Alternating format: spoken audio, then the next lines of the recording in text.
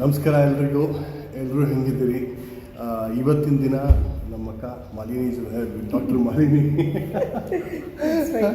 So ಈ ಒಂದು ಸಂದರ್ಶನನ ಸಣ್ಣ ಒಂದು ನ್ಯೂಸ್ ಇನ್ಫಾರ್ಮೇಷನ್ನ ನಿಮಗೆಲ್ಲರಿಗೂ ತೊಗೊಂಬರೋಣ, ರೆಗ್ಯುಲರಾಗಿ ಟಚ್ಚಲ್ಲಿರೋಣ ಅಂಥೇಳಿ ಈ ಒಂದು ನಮ್ಮಿಬ್ಬರ ಒಂದು ಪ್ರಯತ್ನ. ಡಾಕ್ಟ್ರುಗಳಂತೂ ನೀವು ಎಲ್ಲೋದ್ರೂ ಯೂಟ್ಯೂಬ್ ಪೂರ್ತಿ ಅವರೇ ತುಂಬ್ಕೊಂಡಿದ್ದಾರೆ. ಬರೀ ಬೆಳಗ್ಗೆಯಿಂದ ಸಾಯಂಕಾಲದವರೆಗೆ ಕಾಯಿಲೆ. ರೇಡಿಯೋ ಆನ್ ಮಾಡಿದ್ರೆ ಆ ರೇಡಿಯೋದಲ್ಲೂ ಕಾಯಿಲೆ. ಅದು ಏನಕ್ಕೆ ಬರುತ್ತೆ, ನೀವು ಬನ್ನಿ, ಇಲ್ಲಿ ಬನ್ನಿ, ಅಲ್ಲಿ ಬನ್ನಿ ಅಂತ. ಇಲ್ಲ ಇನ್ನೊಂದು ಕಡೆಗೆ ಹೋದರೆ ನೀವು ಯೋಗ, ಮೆಡಿಟೇಷನ್ನು, ಇನ್ನೇನೋ ಒಂದು ಆ ಗುರುಗಳು ಬಿಡೋದಿಲ್ಲ, ಅವರು ಹಿಡ್ಕೋತಾರೆ. ಸೊ ಎಲ್ಲಿಗೆ ಹೋಗಬೇಕು? ಇದೆಲ್ಲ ಮೂಲ ಕಾರಣ ಏನು?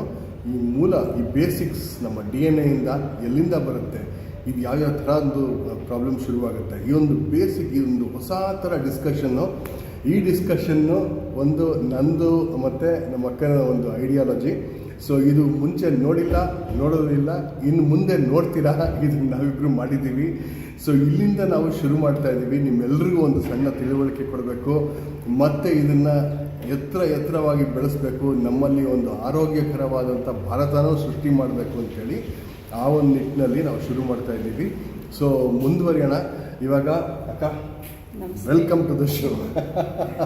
ಸೊ ಇದನ್ನು ನಮ್ಮವರಿಗೆ ಹೇಳೋಣ, ಈಗ ಯಾತಕ್ಕೆ ಈ ಒಂದು ಜೆನೆಟಿಕ್ ಡಿಸಾರ್ಡರ್ಸ್ ಯಾವ್ಯಾವ ಥರ ಕ್ಲಾಸಿಫಿಕೇಷನ್ ಆಗುತ್ತೆ, ಎಷ್ಟು ಕಾಯಿಲೆಗಳು ನಮ್ಮಲ್ಲಂತೂ ಥರ ಕಾಯಿಲೆಗಳು, ಈಗ ಹೆಸರು ಹೇಳಲಿಕ್ಕೆ ಆಗೋದಿಲ್ಲ, ಆ ಲೆವೆಲ್ ಕಾಯಿಲೆಗಳು. ಸೊ ನಮ್ಮ ಮದರ್ ಹೇಳ್ತಾ ಇದ್ದಾರೆ, ದೇವಸ್ಥಾನಕ್ಕೆ ಹೋಗಿದ್ದಂತೆ, ಕೃಷ್ಣನ ದೇವಸ್ಥಾನದಲ್ಲಿ ಇದು ಏನೋ ಸಹಸ್ರನಾಮ ಓದುವಾಗ ಅವ್ರು ಯಾರೋ ಹೇಳಿದ್ರು, ಇಲ್ಲ ಈ ಥರ ಆಗ್ತಾ ಇದೆ, ಏನೇನೋ ಕಾಯಿಲೆಗಳು. ನಮ್ಮಮ್ಮ ಹೇಳಿದ್ರು, ನೀ ಇಷ್ಟೇ ಹೇಳೋಕ್ಕಾಗಲ್ಲ, ಅಂಥ ಎಲ್ಲ ಕಾಯಿಲೆ ಬಂದಿದೆ ಅಂತ. ಸೊ ಈ ಒಂದು ಸಮಾಜದಲ್ಲಿ ನಾವು ಇವಾಗ ಈ ಕಾಯಿಲೆಗಳೆಲ್ಲ ಯಾತಕ್ಕೆ ಮೆಜಾರಿಟಿ ಹುಟ್ಟಿಯಲ್ಲಿಂದ ಈ ಡಾಕ್ಟರ್ ಹತ್ರ ಹೋಗ್ಬಿಡೋದು. ಎಸ್, ಅದು ಟೆಂಪರರಿ ಸೊಲ್ಯೂಷನ್, ಅದು ಪರ್ಮನೆಂಟ್ ಸೊಲ್ಯೂಷನ್ ಅಲ್ಲ. ಸೊ ಡಾಕ್ಟರ್ ಹತ್ರ ಹೋಗಿ ಅದನ್ನು ಒಂದು ಬೇಸಿಕ್ಸಲ್ಲಿ ಟ್ರೀಟ್ ಮಾಡ್ಬೋದು. ಆದರೆ ಅದು ಮೂಲ ಕಾರಣ. ಇವಾಗ ಕಾಯಿಲೆ ಮೂಲ ಹುಡುಕ್ಬೇಡ ಅಂತ ಎಲ್ಲೂ ಹೇಳಿಲ್ಲ, ನಾವು ಹುಡುಕ್ಬೋದು. ಕರೆಕ್ಟ್. ಸೊ ಈ ಒಂದು ಮೂಲಗಳನ್ನು ಹುಡುಕೊಂಡು ಈಗ ನಾವು ಹೋಗಬೇಕು. ದಯವಿಟ್ಟು ಎಲ್ರಿಗೂ ಹೇಳ್ಕೊಳ್ಳಿ, ಇದು ಯಾತಕ್ಕಿಂದ ಬರುತ್ತೆ, ಈ ಕ್ಲಾಸಿಫಿಕೇಶನ್ಸ್ ಏನೇನೋ, ಈ ಒಂದು ಬೇಸಿಕ್ ಕಾಯಿಲೆಗಳು ಎಲ್ಲಿಂದ ಶುರುವಾಗ್ತದೆ, ಏನೇನು ಆಗುತ್ತೆ ಇದರಿಂದ. ಸೊ ಇದೊಂದು I think will start with this discussion. Exciting. So ಎಲ್ಲರಿಗೂ ನಮಸ್ಕಾರ. ಮೊದಲನೇದಾಗಿ ಆರೋಗ್ಯ ಅಂದ ತಕ್ಷಣ ನಾವು ನಮ್ಮ ಕಿವಿ ಚುರುಕಾಗ್ಬಿಡುತ್ತೆ. ಎಲ್ಲರಿಗೂ ಆರೋಗ್ಯದ ಬಗ್ಗೆ ಬಹಳ ಆಸಕ್ತಿ. ಕಾರಣ ಏನು ಅಂತಂದರೆ, ಇತ್ತೀಚೆಗೆ ನಿಮಗೆ ಗೊತ್ತು, ಒಂದು ಸಣ್ಣ ವಯಸ್ಸಿನಲ್ಲೇ ಹಲವಾರು ರೀತಿಯ ಕಾಯಿಲೆಗಳಿಗೆ ತುತ್ತಾಗ್ತಾ ಇದ್ದಾರೆ. ಮೊದಲು ಡಾಕ್ಟ್ರುಗಳು ಹೇಳ್ತಿದ್ರು, ತಂದೆ ತಾಯಿಗಳನ್ನು ಮಕ್ಕಳುಗಳು ಹಾಸ್ಪಿಟ್ಲಿಗೆ ಕರ್ಕೊಂಡ್ಬರ್ತಿದ್ರು ಅಂತ. ಈಗ ತಂದೆ ತಾಯಿಗಳೇ ಮಕ್ಕಳನ್ನ ಕರ್ಕೊಂಡು ಹೋಗ್ಬೇಕು. ಅದರಲ್ಲೇ ಎಸ್ಪೆಷಲಿ ಕಾರ್ಡಿಯಾಕ್ ಸರ್ಜರಿಗಳಿಗೆ, ಎಂಜಿಯೋಪ್ಲಾಸ್ಟಿ, ಬೈಪಾಸ್, ಆ ಥರ ಪರಿಸ್ಥಿತಿನ ನಾವು ಎದುರಿಸ್ತಾ ಇದ್ದೀವಿ. ಹಾಗಾಗಿ ಮೊದಲನೇದಾಗಿ ಫಸ್ಟ್ ಆಫ್ ಆಲ್ ಆರೋಗ್ಯ ಅಂದರೆ ಏನು ಅಂತ ನಾವು ನೋಡೋದಾದರೆ, ನಿಮಗೆಲ್ಲ ಗೊತ್ತಿದೆ, ಆರೋಗ್ಯನೇ ಭಾಗ್ಯ. ಆರೋಗ್ಯ ಒಂದಿತ್ತು ಅಂದರೆ ನೀವು ಜಗತ್ತಲ್ಲಿ ಏನು ಬೇಕಾದ್ರೂ ಮಾಡ್ಬೋದು ಅಲ್ವಾ. ಹಾಗಾಗಿ ಅದು ಭಾಗ್ಯ ಅಂತ ನಾವು ಹೇಳ್ತೀವಿ. ಆರೋಗ್ಯ ಅನ್ನೋದ್ರ ಬಗ್ಗೆ ವಿಶ್ವ ಆರೋಗ್ಯ ಸಂಸ್ಥೆ ಅಥವಾ WHO, ವರ್ಲ್ಡ್ ಹೆಲ್ತ್ ಆರ್ಗನೈಸೇಷನ್ ಇದೆ. ಅದ್ರ ಪ್ರಕಾರ ನಿಮಗೆ ಫಿಸಿಕಲ್ ಆಗಿ ಏನೂ ಇಲ್ಲ, ನೀವು ಚೆನ್ನಾಗಿದ್ದೀರಾ ಅಂದರೆ ಅದು ಮಾತ್ರ ಆರೋಗ್ಯ ಅಲ್ಲ. ಅಂದರೆ ಒಬ್ಬ ವ್ಯಕ್ತಿ ಆರೋಗ್ಯವಂತ ಅಂತ ಅನ್ನಿಸ್ಕೋಬೇಕಾದ್ರೆ not only the physical health, ಅವನ mental health, social health, sexual health, spiritual health, ಇಷ್ಟು ಕಾಂಪೊನೆಂಟ್ಸ್ಗಳು ಇರಬೇಕು ಅಂತ ವಿಶ್ವ ಆರೋಗ್ಯ ಸಂಸ್ಥೆ ತಿಳಿಸಿದೆ. ಈ ಸ್ಪಿರಿಚುವಲ್ ಹೆಲ್ತ್ ಹೊಸ ನ್ಯೂ ಎಡಿಷನ್ ಅದಕ್ಕೆ ಸೇರ್ಪಡೆಯಾಗಿರೋಂಥದ್ದು ಇತ್ತೀಚಿನ ದಿನದಲ್ಲಿ. ಅಂದರೆ ಒಬ್ಬ ಮನುಷ್ಯನಿಗೆ ದೈಹಿಕ ಆರೋಗ್ಯ, ಮಾನಸಿಕ ಆರೋಗ್ಯ, ಸಾಮಾಜಿಕ ಆರೋಗ್ಯ, ಲೈಂಗಿಕ ಆರೋಗ್ಯ ಮತ್ತು ಆಧ್ಯಾತ್ಮಿಕ ಆರೋಗ್ಯ, 5 ಕಾಂಪೊನೆಂಟು ಇದ್ದಾಗ ಮಾತ್ರ ಅವನು ಆರೋಗ್ಯವಂತ ಅಂತ ನಾವು ಹೇಳ್ತೀವಿ.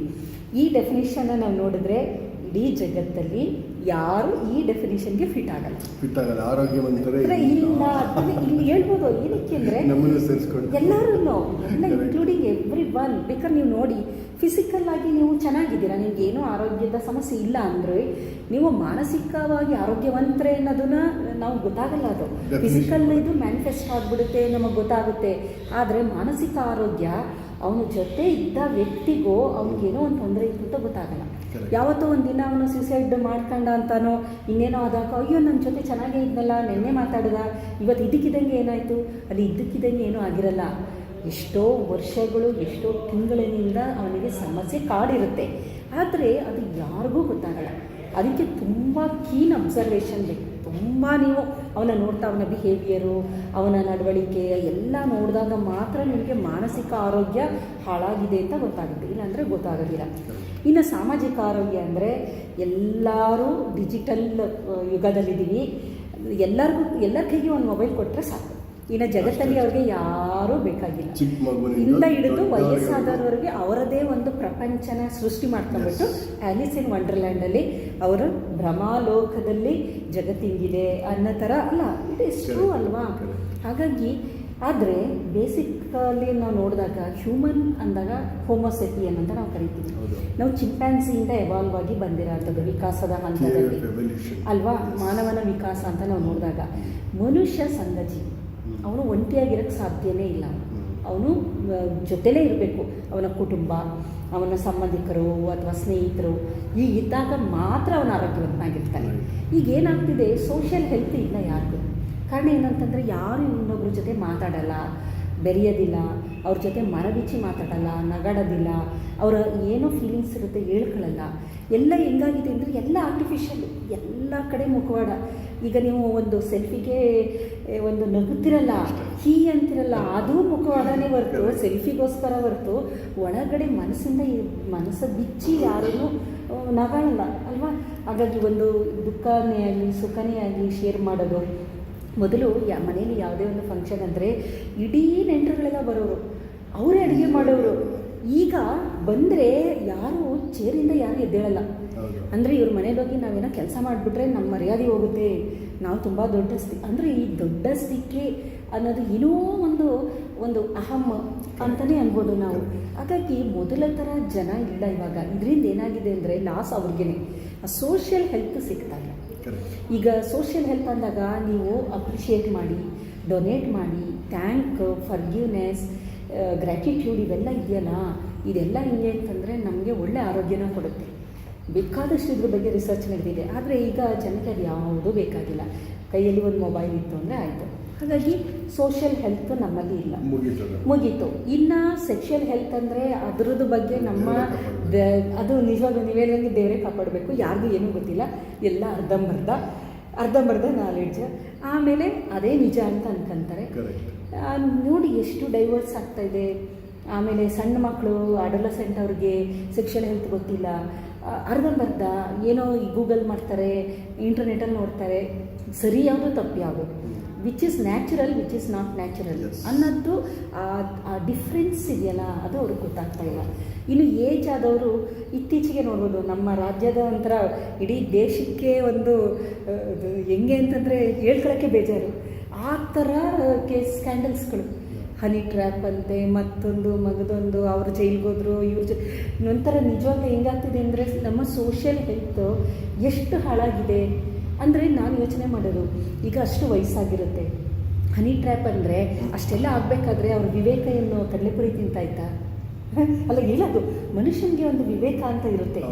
ಸಮಾಜದಲ್ಲಿ ಒಬ್ಬ ಗಣ್ಯ ವ್ಯಕ್ತಿ ನಾನು ಅಂತಂದಾಗ ಇಂಥ ಸಣ್ಣ ಪುಟ್ಟದು ಯಾರ್ಯಾರೋ ಇದರಲ್ಲಿ ಅಂದರೆ ಮೋಸದ ಜಾಲ ಅಂತಲೇ ಇಟ್ಕೊಳ್ಳೋಣ. ಅಲ್ಲಿ ಬೀಳಬೇಕು ಅಂತಂದರೆ ಇಷ್ಟು ವರ್ಷದ ನಿಮ್ಮ ಅನುಭವ ಏನಾಯಿತು, ಇಷ್ಟು ವರ್ಷ ನೀವು ಓದಿದ್ದೇನಾಯಿತು, ನೀವು ಗಳಿಸಿದ ಮರ್ಯಾದೆ ಏನಾಯಿತು, ಒಂದೇ ಒಂದು ಕ್ಷಣ ನೀವು ಅದರ ಬಗ್ಗೆ ಯೋಚನೆ ಮಾಡಿದರೆ ತಲೆಗೆ ಏರಿರೋ ಮದ ಹಂಗೆ ಇಳಿದ್ಬಿಡುತ್ತೆ.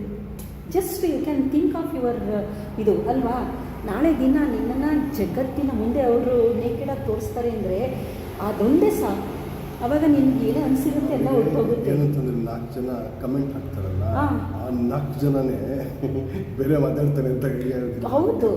ಸೊ ಕಮೆಂಟ್ ಬಂದಿದ್ದನ್ನ ತಗೊಂಡ್ಬಿಟ್ಟು ಈ ಥರ ಒಂದು ಡೆವಾಸ್ಟೇಷನ್ ಎಫೆಕ್ಟ್. ಹೌದು, ಅದೇ ನೀವು ಹೇಳ್ದಂಗೆ ಮೆಂಟಲ್ ಹೆಲ್ತ್ ಎಷ್ಟು ಇಂಪಾರ್ಟೆಂಟು. ಮತ್ತು ಒಂದು ವಿವೇಕ ಅಂತ ಪ್ರತಿಯೊಬ್ಬ ಮನುಷ್ಯನಿಗೂ ಇರುತ್ತೆ. ಅದು ಹೇಳುತ್ತೆ ನಿನಗೆ, ನೋಡು ಇದು ಸರಿ ಇದು ತಪ್ಪು ಅಂತ. ನೀವು ಯಾವಾಗ ತಪ್ಪು ದಾರಿಲಿ ಹೋಗ್ತೀಯಾ ಅನುಭವಿಸೋದು ನೀನೇ. ಈಗ ಎಲ್ಲ ಜೈಲಿಗೆ ಹೋಗಿರೋರು ವಿವೇಕ ಇತ್ತು, ಅದನ್ನು ಆ ಸಿಚುವೇಶನ್ನ ಎಷ್ಟು ಚೆನ್ನಾಗಿ ಹ್ಯಾಂಡಲ್ ಮಾಡ್ಬೋದಿತ್ತು ಗೊತ್ತಾ. ಅವರು ಬ್ಯೂಟಿಫುಲ್ಲಾಗಿ ಮಾಡಿ ದೇವರೇ ಆಗ್ಬೋದಾಗಿತ್ತು. ಕೆಲವೊಂದು ಸಿಚುಯೇಷನ್ನ ನಾವು ಅನಲೈಸ್ ಮಾಡಿದ್ರೆ, ಆದರೆ ಯಾಕಾಗಲಿಲ್ಲ? ಅವ್ರೇನಂದರೆ ಸಹವಾಸ ದೋಷ, ಬೇರೆಯವ್ರು ಹೇಳಿದ್ದು ಕೇಳೋದು, ಅದು ಸೋಷಿಯಲ್ ಹೆಲ್ತಲ್ಲೇ ಬರುತ್ತೆ. ಈಗ ನಾನು ಹೇಳ್ತಿರೋದು ಎಲ್ಲ ಹೆಲ್ತ್ ರಿಲೇಟೆಡೇ. ಬೇರೆ ಬೇರೆ ಇದರಲ್ಲಿ ಹೋದ್ರೂ ಹೆಲ್ತ್ ಅನ್ನೋದಿದೆಯಲ್ಲ, ಇಟ್ ರೇಡಿಯೇಟ್ಸ್. ಅದರಿಂದನೇ ನೀವು ಪೊಲಿಟಿಕಲ್ ಆಗ್ಬೋದು, ಸೋಷಿಯಲ್ ಆಗ್ಬೋದು, ಎಕನಾಮಿ ಎಲ್ಲದು ಹೆಲ್ತ್ ಅದು ಸೆಂಟರ್ ಅದು. ಹಾಗಾಗಿ ಹೀಗೆ social health, sexual health, finally spiritual health world health organisation ಏನು ಕೊಟ್ಟಿದೆ ಅಂತಂದರೆ ಅದಕ್ಕೆ ಗೊತ್ತಾಗಿದೆ, ವಿಶ್ವ ಆರೋಗ್ಯ ಸಂಸ್ಥೆಗೆ ಅರ್ಥ ಆಗಿದೆ ಸ್ಪಿರಿಚುವಲ್ ಹೆಲ್ತ್ ಅಂತ ಏನಿದೆ ಅದು ಮನುಷ್ಯನಿಗಿದ್ರೆ ಎಲ್ಲ ಹೆಲ್ತ್ಗಳು ಆಟೋಮೆಟಿಕ್ಕಾಗಿ ಬರುತ್ತೆ. ಹಾಗಾಗಿ ಟೋಟಲ್ ಒಬ್ಬ ಹೆಲ್ತಿ ಇಂಡಿವಿಜುವಲ್ ಅಂದರೆ ಇಷ್ಟು ಕಾಂಪೊನೆಂಟ್ಸ್ ಇರಬೇಕು.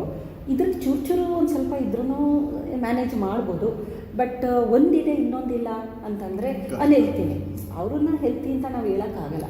ಈಗ ಸ್ಪಿರಿಚುವಲ್ ಹೆಲ್ತ್ ಇಲ್ಲ ಅಂದರೆ ಈಸ್ ಅನ್ಹೆಲ್ತಿ, ಅವನಿಗೆ ಸೋಷಿಯಲ್ ಹೆಲ್ತ್ ಇಲ್ಲ ಅಂದರೆ ಈಸ್ ಅನ್ಹೆಲ್ತಿ. ಹಾಗಾಗಿ ಹೆಲ್ತ್ ಅನ್ನೋದಿದೆಯಲ್ಲ it's a very complex definition. ಒಂದು ಯಾವುದನ್ನೋ ನೋಡಿ ನಾನು ಹೆಲ್ತಿ ಅಂತ ನಾವು ಹೇಳೋಕ್ಕೆ ಆಗೋದಿಲ್ಲ. ಸೊ ಇದು ಹೆಲ್ತ್ ರಿಲೇಟೆಡು.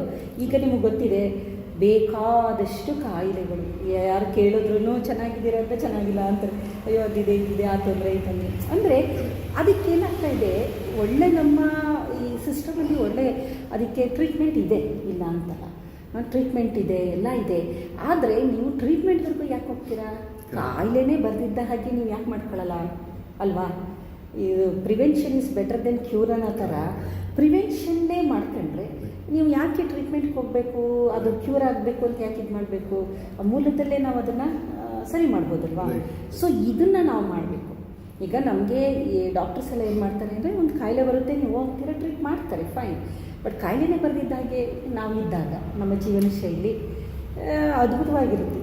ಇವಾಗ ಮೆಡಿಕಲ್ ಶಾಪಲ್ಲಿ ಸಬ್ಸ್ಟಿಟ್ಯೂಷನ್ಸ್ ಎಲ್ಲ ಸಿಗುತ್ತೆ, ಅದನ್ನು ತಗೊಂಡು ತಿಂತಾರೆ. ಹೌದು, ಅದೇ ಇಂಪಾರ್ಟೆಂಟ್ ಅಂದ್ಕೊಂಡ್ಬಿಡ್ತಾರೆ. ಇಲ್ಲ ಅಲ್ಲೆಲ್ಲ ಹೋಗ್ತಾರೆ, ಯಾರೋ ಗಿಡಮೂಲಿಕೆ ತೊಗೊಂಡ್ಬರ್ತೀನಿ, ಇನ್ನೇನೋ ಕೊಡ್ತೀನಿ ಅಂತಾರೆ, ಯಾರೋ ಬಾಬಾ ಏನೋ ಹೆಲ್ಪ್ ಮಾಡ್ಬಿಡ್ತಾರೆ. ಇದು ಅಲ್ಲ. ಸೊ ಇದು ಬೇಸಿಕ್ಲಿ ಈ ಒಂದು ಫಸ್ಟ್ ಎಪಿಸೋಡ್ನಲ್ಲಿ ವಿ ಹ್ಯಾವ್ ಟೋಲ್ಡ್ ದಮ್ ಇದು ಬೇಸಿಕ್ ಈ ಒಂದು 5 ಹೆಲ್ತ್ ಇನಿಷಿಯೇಟಿವ್ಸ್ ಏನಿದೆ ಇದನ್ನು ಅವರು ಹೆಂಗೆ ಕಾಪಾಡ್ಕೋಬೇಕಾಗುತ್ತೆ, ಇಂಪಾರ್ಟೆಂಟ್ ಆಗುತ್ತೆ ಅನ್ನೋದು ಒಂದು ಇನ್ಫಾರ್ಮೇಷನ್ನು. ಸೊ ಮುಂದಿನ ವಿಡಿಯೋದಲ್ಲಿ ವಿ ವಿಲ್ ರೆಕಾರ್ಡ್ ಫರ್ದರ್. ಈ ವಿಡಿಯೋ 10 ನಿಮಿಷ 12 ನಿಮಿಷ ಆಗಿದೆ. ಸೊ ಹಂಗಾಗಿ ಈಗ ಈ ವಿಡಿಯೋ ಇಲ್ಲೇ ಮುಗಿಸೋಣ. ಪಾರ್ಟ್ 2 ಕಂಟಿನ್ಯೂಯೇಷನ್ ನಮ್ಮ ಮುಂದೆ ಹೊಸೋಣ. ಎಲ್ರಿಗೂ ಧನ್ಯವಾದ. ಮತ್ತಿನ್ನೊಂದು ವಿಡಿಯೋದಲ್ಲಿ ಸಿಗ್ತೀವಿ ಈಗ. Thank you.